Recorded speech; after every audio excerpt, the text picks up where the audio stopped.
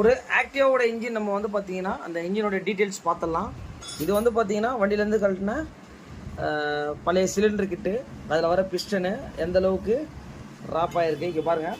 New cylinder கிட்டு, இதில் வர பிஸ்டன்லாம் வந்து பார்த்தீங்கன்னா இப்படி தான் இருக்கும் இங்கே பாருங்கள்.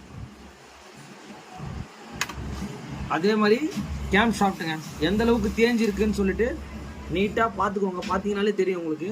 அதே மாதிரி ரேக்கர் பாருங்கள், ரேக்கரு அதில் வர வந்து பார்த்தீங்கன்னா டேப்பட் அட்ஜஸ்டர் சொல்லுவாங்க இங்கே பாருங்கள்.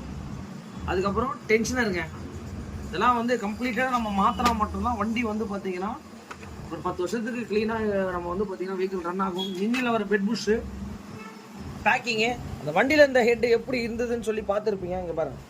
இப்போ நம்ம என்ன பண்ணியிருக்கோன்னா வால்வு கிட்டு, வால்வு சீட்டிங்கு, அந்த மாதிரி எல்லாமே கம்ப்ளீட்டடாக ஹெட்டில் வந்து பார்த்தீங்கன்னா நம்ம க்ளீன் பண்ணியிருக்கோம், பார்த்துருப்பீங்க. இங்கே நம்ம ரெகுலராக ஃபாலோ பண்ணுறவங்க நம்ம என்ன பண்ணுறோன்றதை கிளியராகவே தெரியும் உங்களுக்கு. இங்கே பாருங்கள்,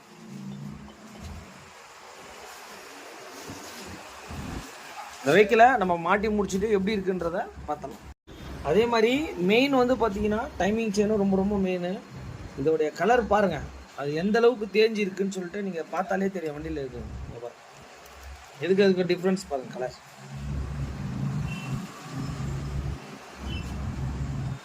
இந்த வெஹிக்கிளுக்கு வந்து பார்த்தீங்கன்னா ஒரு கம்ப்ளீட் இன்ஜின் ஒர்க் பண்ணியிருக்கோம். ஃபைனலி ஆயில் புல்லிங் பார்த்துக்கலாம். இதில் தான் வந்து பார்த்தீங்கன்னா அந்த ஆயில் ஃப்ளோ எப்படி இருக்குன்னு பார்க்கணும். ஏன்னா இன்ஜின் பண்ணும்போது ரொம்ப ரொம்ப மெயின் உங்களுக்கு சப்ஸ்கிரிப்ஷன் ஆகும்.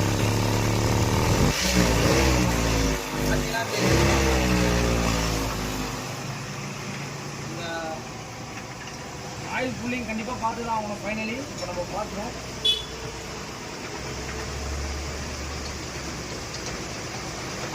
ஓகே.